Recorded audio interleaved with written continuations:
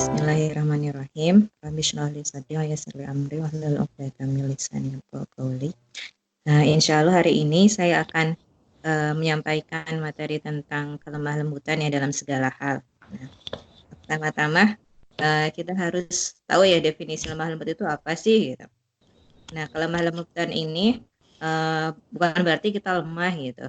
Jadi kelembutan hati yang ada pada diri seorang muslim itu bertujuan untuk memperindah akhlaknya nih.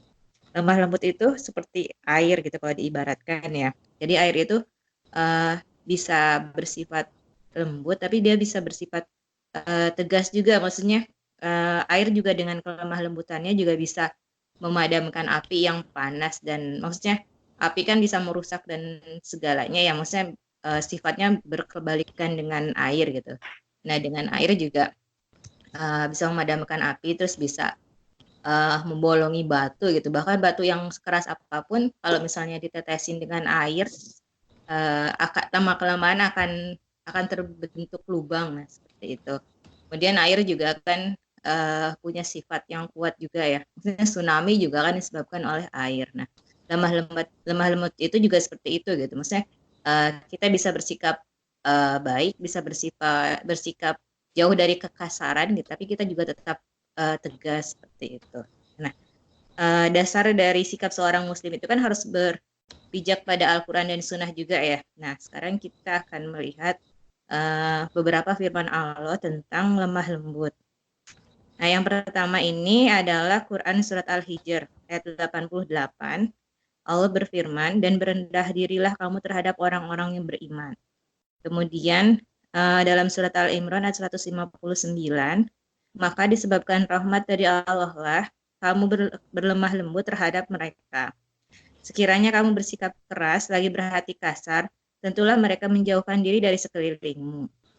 Nah, ayat ini sebenarnya lebih ke metode dalam berdakwah ya. Ketika kita berdakwah itu memang sifat lemah lembut itu sangat diperlukan gitu untuk mendekatkan kita kepada objek dakwah kita gitu. Ketika kita lemah lembut, maka apa yang kita sampaikan itu akan lebih mudah diterima oleh objek dakwah kita, seperti itu. Kemudian selanjutnya ada di surat Al-Hadid ayat 27, dan kami jadikan rasa santun dan kasih sayang dalam hati orang-orang yang mengikutinya. Itu. Kemudian dalam surat At-Taubah ayat 128, sesungguhnya telah datang kepadamu seorang rasul dari kaummu sendiri. Berat rasa olehnya penderitaanmu, sangat menginginkan keimanan dan keselamatan. Amat belas kasihan lagi penyayang terhadap orang-orang yang mukmin. Nah, di sini kita juga harus ingat ya, maksudnya dulu waktu Nabi Muhammad SAW berdakwah di Taif, beliau kan bukannya disambut dengan baik ya, malah dilempari dengan kotoran, dengan batu gitu. Dan bahkan malaikat Jibril juga kan menawarkan apakah perlu gitu ditimpakan gunung kepada penduduk Taif. Kemudian Rasul menjawab tidak usah gitu, karena mereka tidak tahu gitu. Dan Rasul mendoakan penduduk Taif untuk dibukakan pintu hidayahnya gitu, sampai berbondong-bondonglah gitu penduduk Taif memeluk agama Islam di kemudian hari, seperti itu. Jadi sebenarnya kekerasan itu tidak harus diganti atau dibalas dengan kekerasan lagi. Itu ada kelemah lembutan dari seorang muslim yang menjadi senjatanya gitu, karena Allah selalu di belakang orang-orang muslim, seperti itu. Kemudian hadis tentang lemah lembut, Rasulullah bersabda, sesungguhnya lemah lembut tidaklah ada pada sesuatu kecuali akan menghiasinya, dan tidaklah dicabut dari sesuatu kecuali akan memperkeruhnya. Gitu. Jadi akhlak seorang muslim itu akan semakin indah ketika dia punya kelemah lembutan gitu dalam hatinya, dalam sikapnya, seperti itu. Gak hanya untuk muslimah juga gitu. Jadi kelemah lembutan itu memang salah satu ciri seorang muslim juga, seperti itu. Kemudian apa sih ciri-ciri dari kelemah lembutan itu?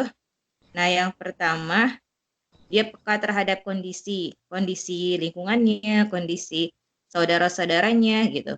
Jadi dia bisa fleksibel gitu, menempatkan diri dan menjadikan misalnya ketika kita berdakwah, menjadikan objek dakwah kita itu uh, seseorang yang memang bisa kita ajak untuk berdakwah, bisa menjadi, maksudnya ketika kita berdakwah itu kita tahu gitu kondisi objek dakwah kita itu seperti apa. Jadi kita bisa menempatkan diri. Itu. Kemudian yang kedua besar empatinya gitu. Jadi kita juga harus tahu dan harus bertoleransi terhadap apa yang terjadi pada orang-orang sekitar kita.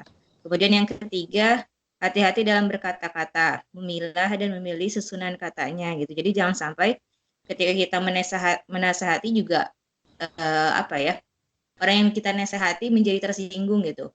Bahkan ketika kita menasehati seseorang juga kan ada adab-adabnya ya. Seperti jangan menasehati seorang di depan umum, kemudian harus tahu kondisi orang yang kita nasihati, dia seperti apa sih, masih masih bisa nggak sih dia menerima nasihat dari kita, maksudnya dalam keadaan apa sih dia bisa menerima nasihat dari kita, nah seperti itu. Kemudian yang keempat, dia tergetar hatinya ketika firman-firman Allah dibacakan. Jadi kan salah satu ciri hati yang lembut itu dia bergetar hatinya ketika nama Allah disebut, seperti itu. Kemudian contoh nyata kelembutan hati.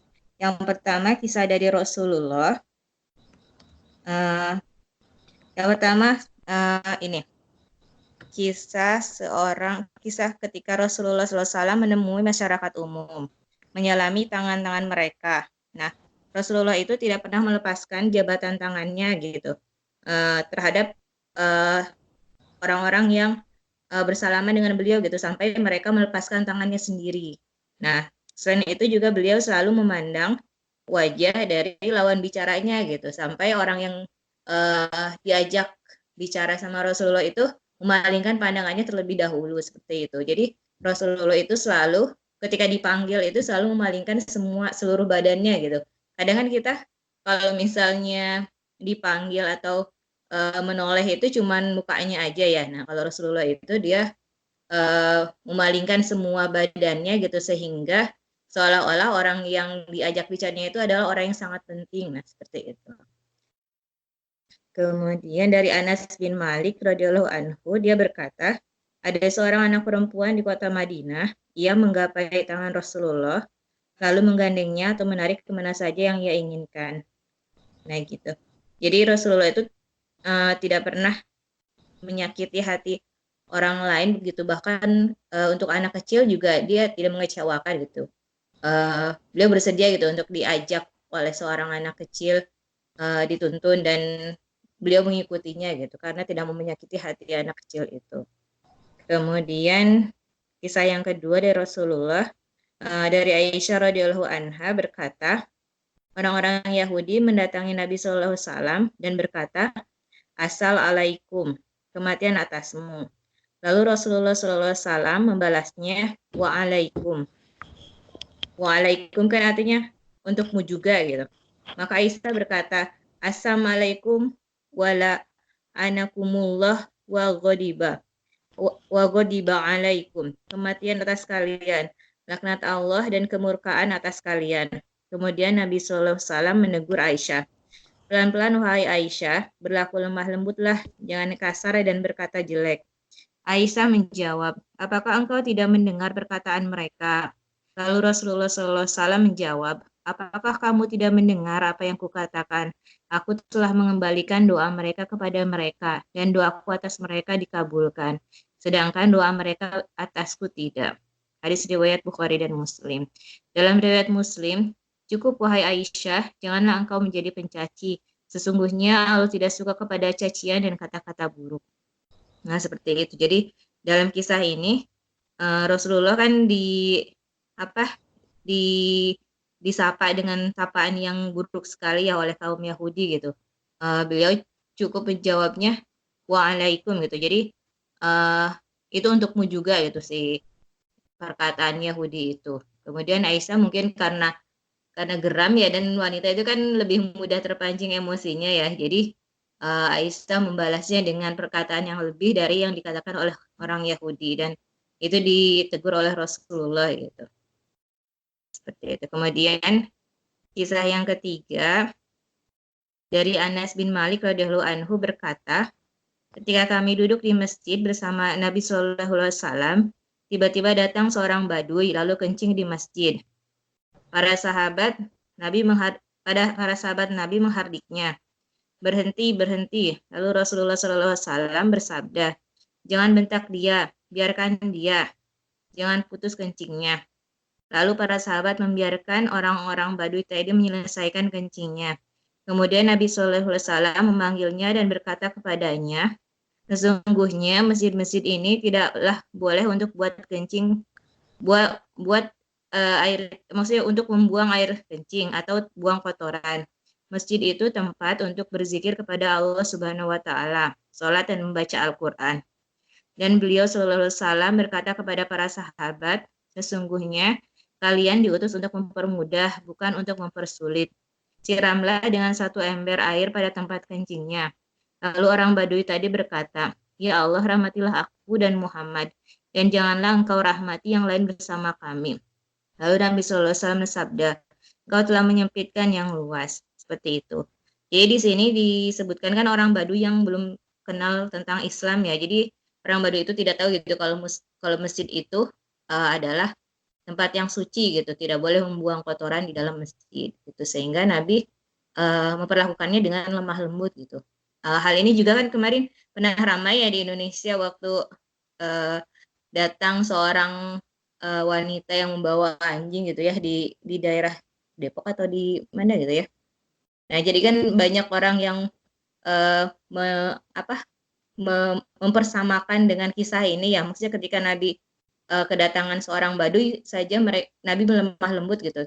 Tapi ketika kemarin ada seorang wanita yang membawa anjingnya kan banyak orang yang tersinggung ya, seperti itu. Jadi sebenarnya gimana sih sikap seorang Muslim itu terhadap kejadian seperti itu? Nah, kita juga harus melihat kan kalau misalnya di zaman Nabi itu kan Islam belum tersebar ya, maksudnya masjid itu tempat apa sih gitu, belum sampai gitu ke orang Baduy yang datang di kisah Nabi ini gitu kalau masjid itu memang tempat suci. Nah kalau misalnya yang kemarin itu ketika wanita yang membawa anjing itu kan sudah pada tahu gitu ya kalau masjid itu adalah tempat suci yang nggak boleh gitu membawa anjing, nggak boleh bawa sendal atau bawa alas kaki yang dari luar gitu masuk ke dalam masjid gitu. Jadi sebenarnya wajar juga sih sebagai seorang muslim gitu untuk tersinggung atas sikap dari wanita tersebut seperti itu.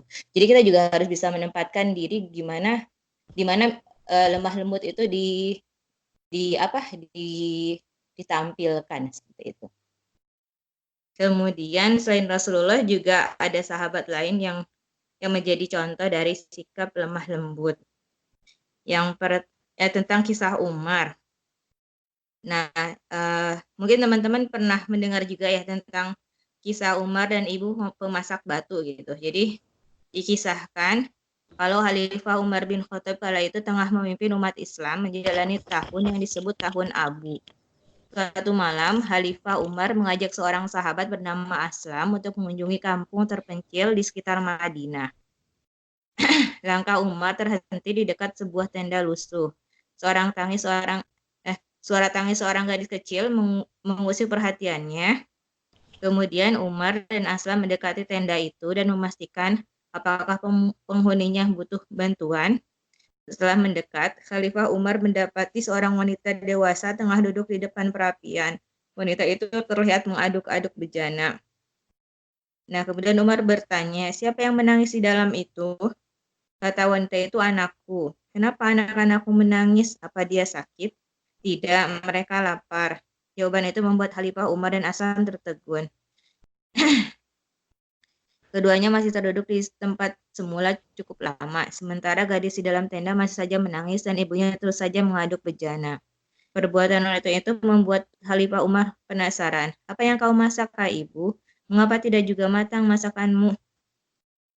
Kau lihatlah sendiri, jawab wanita itu. Kemudian Umar dan Aslam segera melihat isi bejana tersebut. Seketika mereka kaget melihat isi bejana itu. Apakah kau memasak batu? Tanya Khalifah Umar dengan tercengang. Aku memasak batu-batu ini untuk menghibur anakku. Inilah kejahatan Khalifah Umar bin Khattab. Dia tidak mau melihat ke bawah. Apakah kebutuhan rakyatnya sudah terpenuhi atau belum? Kata wanita itu.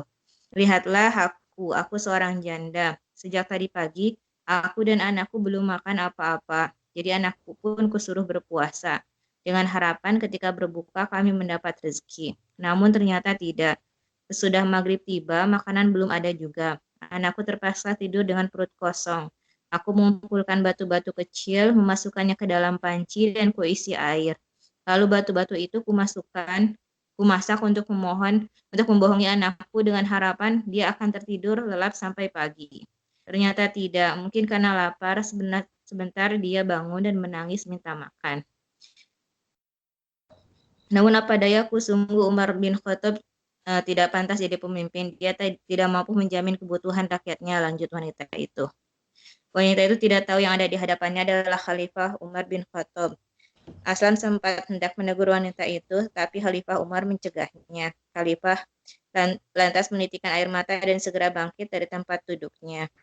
Segeralah diajaknya Aslam pergi cepat-cepat kembali ke Madinah. Sesampainya di Madinah, Khalifah langsung pergi ke Baitul Mal dan mengambil sekarung gandum. Kemudian Umar maksudnya memikul gandum itu sendiri gitu.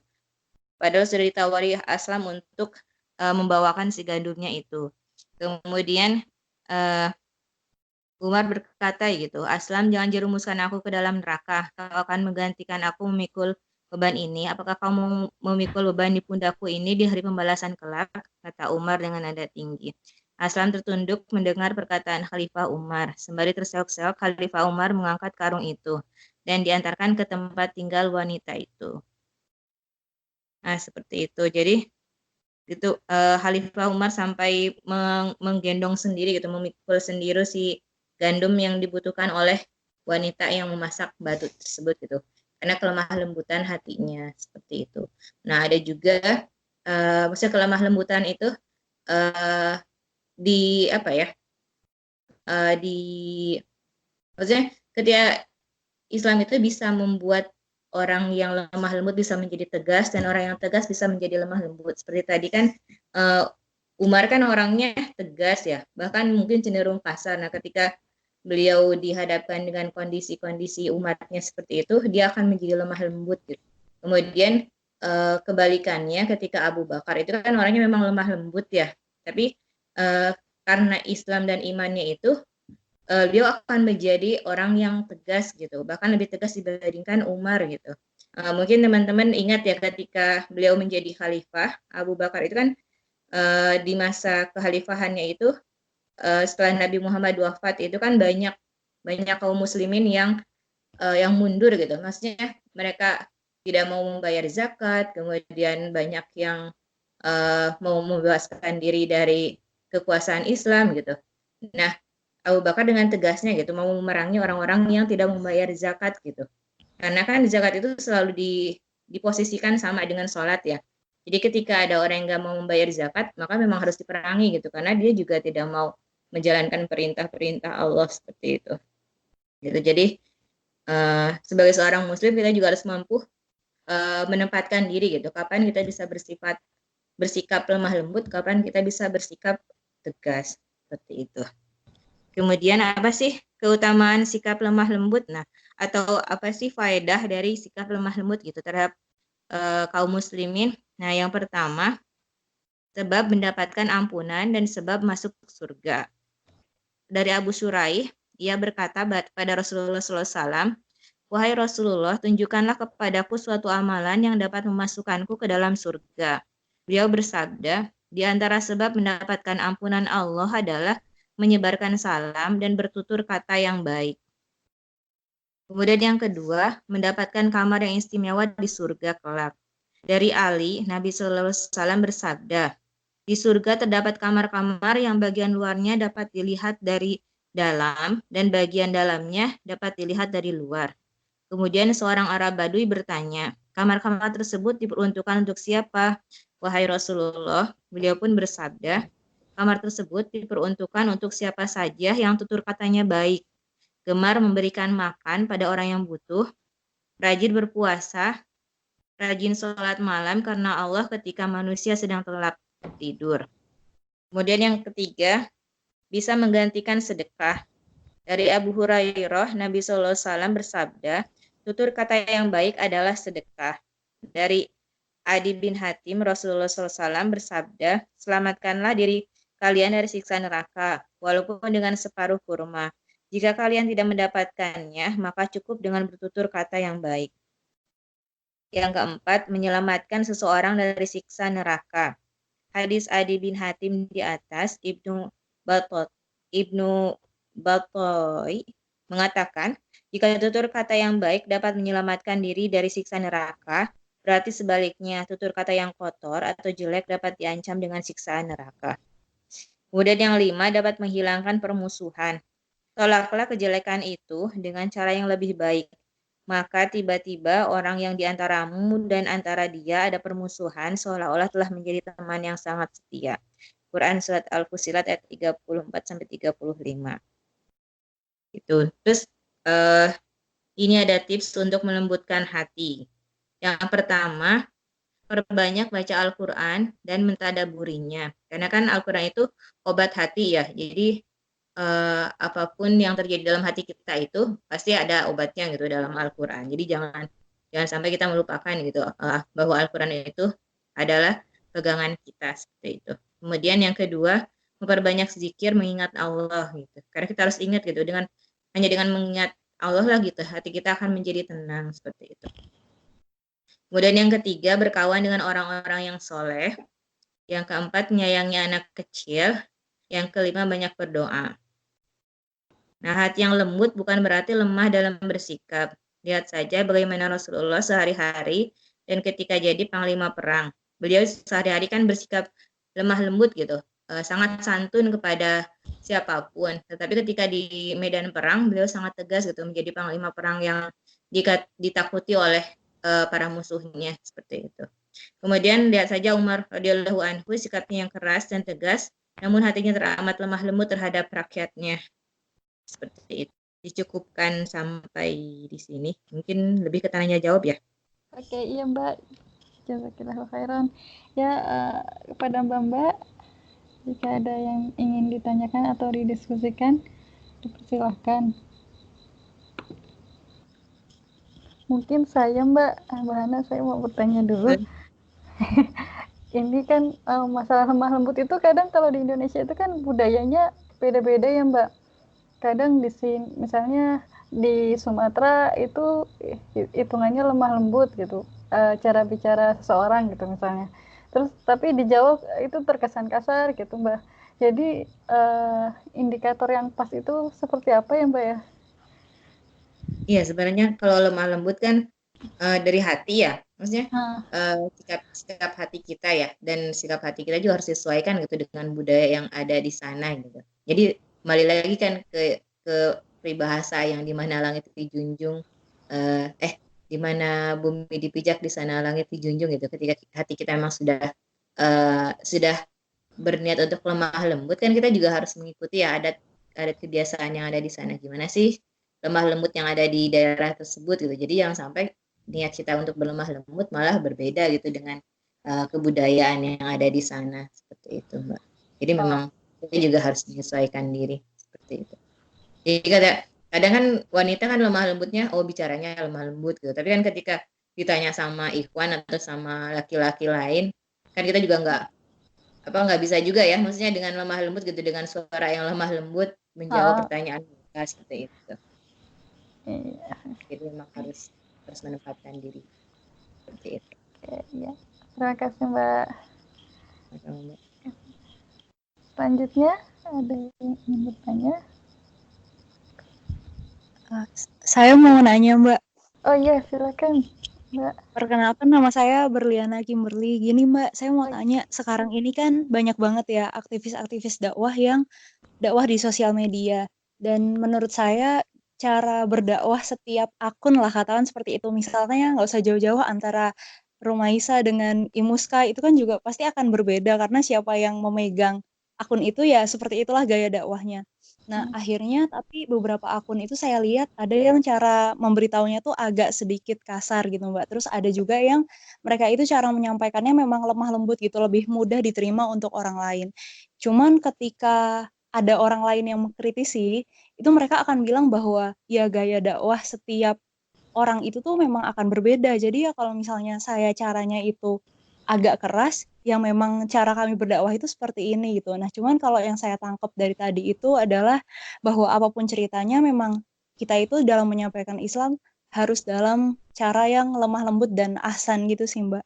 Nah, kalau menurut Mbak sendiri itu baiknya gimana untuk menyikapi teman-teman yang sekiranya menurut kita tuh sudah terlalu agak kelewatan gitu cara menyampaikannya. Iya Mbak, jadi kan kita juga harus mengingatkan saudara kita ya, maksudnya walaupun dia admin dan menyampaikan dakwah gitu ya, maksudnya tugasnya kan menyampaikan dakwah ya, apalagi di bawah naungan organisasi keislaman ya. Kita juga dalam menasehati juga harus bersikap lemah lembut gitu, harus mengikuti adab-adab untuk menasehati gitu. Maksudnya ketika kita ingin menasehati si admin itu ya sesuai dengan adab-adab menasehati gitu, tidak dilakukan di depan umum gitu. Misalnya kita japri si admin itu, terus dengan kata-kata yang bisa dia terima gitu, seperti itu. Dan kita juga bisa menganalisa ya, maksudnya si admin itu bisa diapain sih, maksudnya dengan cara atau dengan bahasa apa sih bisa diterima sama dia gitu, nasihat kita. Terus kalau misalnya walaupun kita sudah menasehati tapi dia tetap bersikap seperti itu, ya sudah gitu, maksudnya kita bisa mengkontor aja ketika dia melakukan atau menasehati atau apa ya, memposting sesuatu yang menurut kita nggak relevan atau nggak ahsan, kita bisa mengkontornya gitu dengan komen yang baik seperti itu Mbak. Jadi walaupun misalnya orang yang kita ajak atau objek dakwah kita itu tidak bersikap lemah lembut, tapi kan tetap harus kita balas dengan kebaikan ya. Maksudnya kita harus menunjukkan sikap kita gitu. Jadi kan kayak teko itu hanya mengeluarkan isi tekonya seperti itu. Jadi kita juga harus memberikan contoh juga sih kepada orang lain. Baik Mbak, terima kasih jawabannya. Sama-sama Mbak.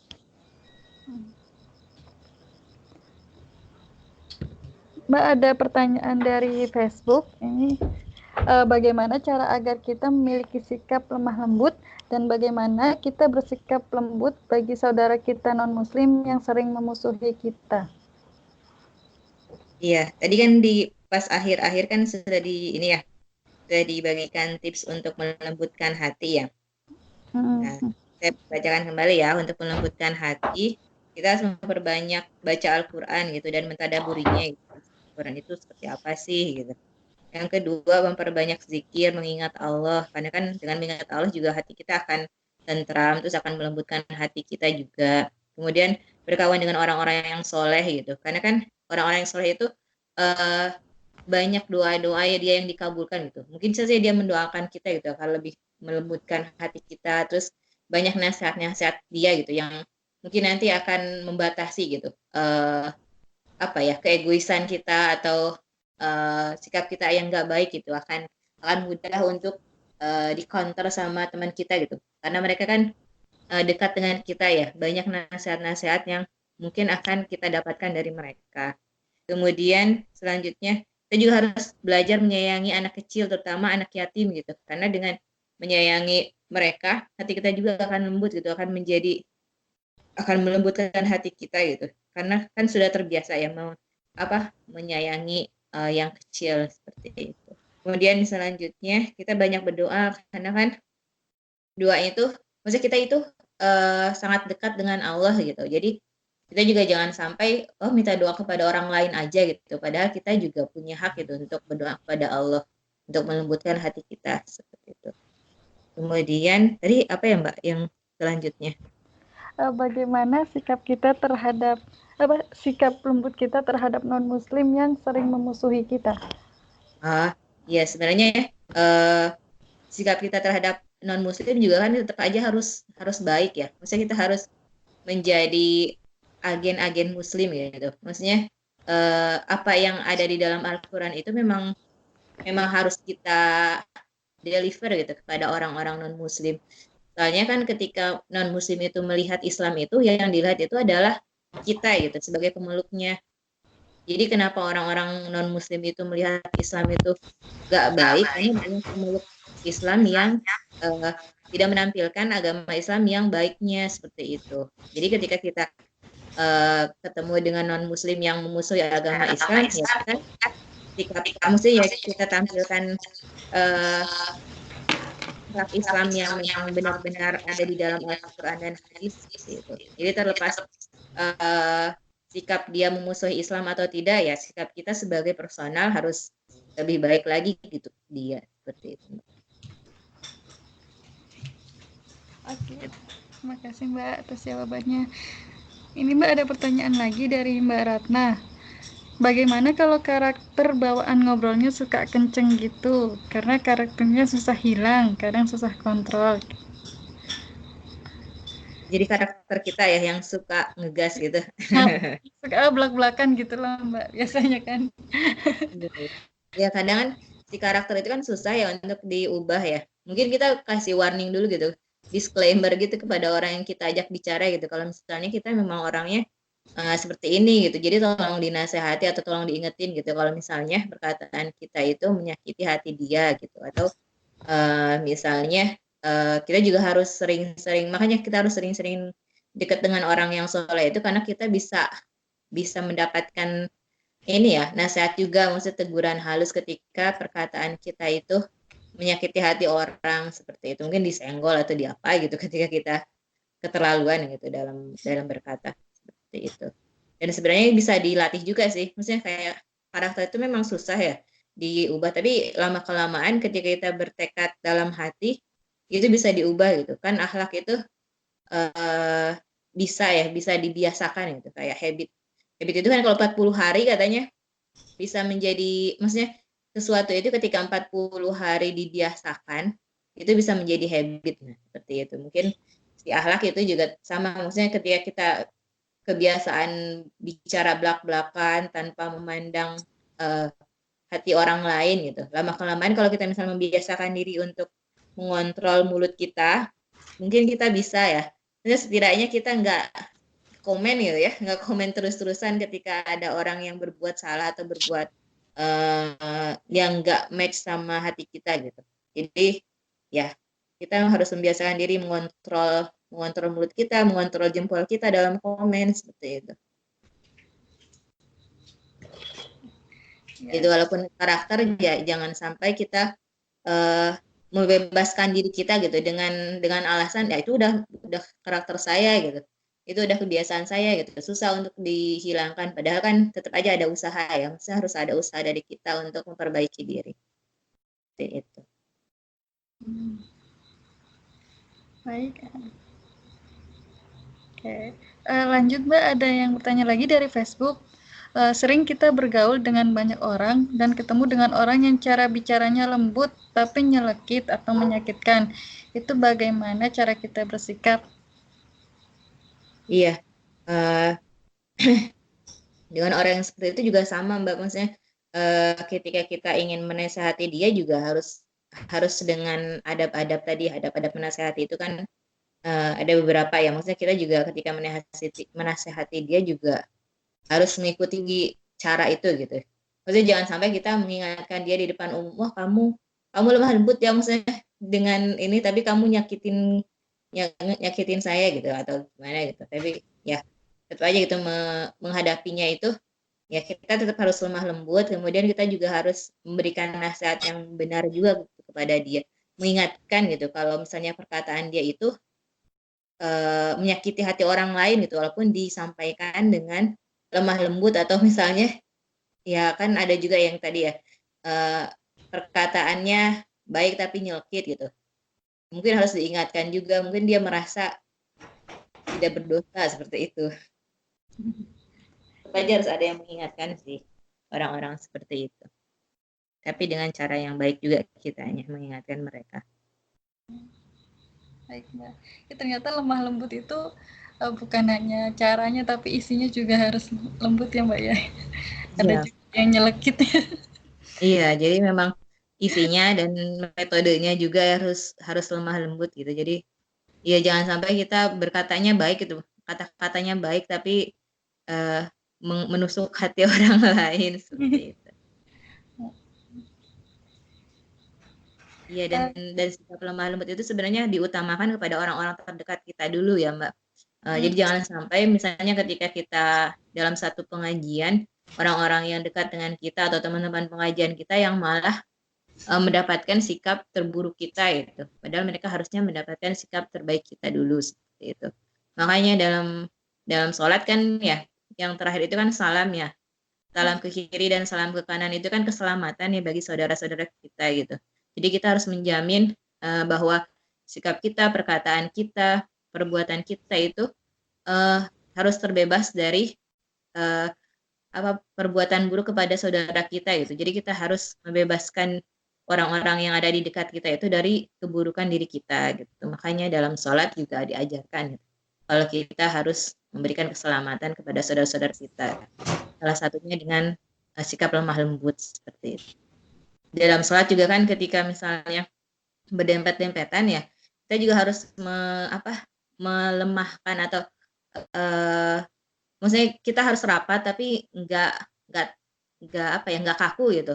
Jadi ketika kita berdempatan dengan teman sesaf kita itu, yang kiri dan kanan kita itu nggak saling maksudnya nggak dempet tapi tetap lemah lembut gitu si sikap kita itu gitu. Jadi yang sampai menyakiti saudara-saudara yang ada di sisi kiri sisi kanan sholat kita seperti itu. Gitu. Bahkan dalam sholat juga Islam mengajarkan untuk bersikap lemah lembut. Baik, Mbak. Ini ada tanggapan lagi dari penanya yang di Facebook. Kalau misalnya yang butuh dinasehat itu adalah senior kita, mungkin gimana cara tips-tips untuk menasehati senior oleh junior? Dan senior sama junior ya sebenarnya kan kayak orang tua sama kita gitu, bisa nggak sih kita menasihati orang tua? Nah, kalau misalnya dari perkataan atau dari ceramahnya Ustadz Abdul Somad kan kita nggak bisa gitu memberi nasihat kepada orang yang lebih tua ya, maksudnya kita harus meminjam perkataan orang lain gitu yang disegani oleh orang yang ingin kita nasehatin. Misalnya ketika kakak senior kita ingin kita nasehatin, kan kita sebagai junior mungkin nggak akan masuk juga ya apa yang kita sampaikan. Jadi kita harus meminjam, misalnya ya udah kita minta guru ngaji kita atau guru ngajinya dia gitu untuk menasehati seperti itu. Jadi kita japri misalnya si guru ngajinya kakak senior kita itu, atau siapa yang kakak senior kita segani gitu untuk memberi nasihat seperti itu. Jadi kan kita bisa karena kan bukan gibah ya ketika kita ingin membenarkan sesuatu itu. Maksudnya kita bisa menjelaskan kepada orang yang ingin kita mintain bantuan gitu untuk menasihati kakak senior itu gitu. Apa sih masalahnya gitu. Terus apa sih yang ingin kita nasihati, di bagian mana sih yang kita ingin ingatkan itu, seperti itu. Jadi nggak harus kita gitu yang secara langsung memberikan nasihat. Kita bisa meminta bantuan orang yang lebih dia segani gitu untuk memberikan nasihat kepada dia. Gitu, Mbak. Baik, Mbak. Ada yang ingin ditanyakan lagi mungkin dari mbak-mbaknya? Dihitung ya, 5 detik. 5, 4, 3, 2, 1 ya. Kalau tidak ada, mungkin saya akhiri. Jazakillahu khairan kepada Mbak Hana atas materinya. Masya Allah ya, banyak banget ini yang bisa kita ambil, dan jawaban-jawabannya pun solutif sekali, Mbak. Untuk itu kita tutup saja ya mungkin taklim malam ini dengan bacaan alhamdulillah, alhamdulillahirrahmanirrahim, kemudian istighfar, dan disempurnakan dengan doa kafaratul majelis. Subhanakallahumma wa bihamdika asyhadu an la ilaha illa anta astaghfiruka wa atubu ilaik. Terima kasih banyak kepada Mbak Hana dan peserta yang telah hadir. Mohon maaf jika banyak salah dari saya. Saya akhiri. Wassalamualaikum warahmatullahi wabarakatuh.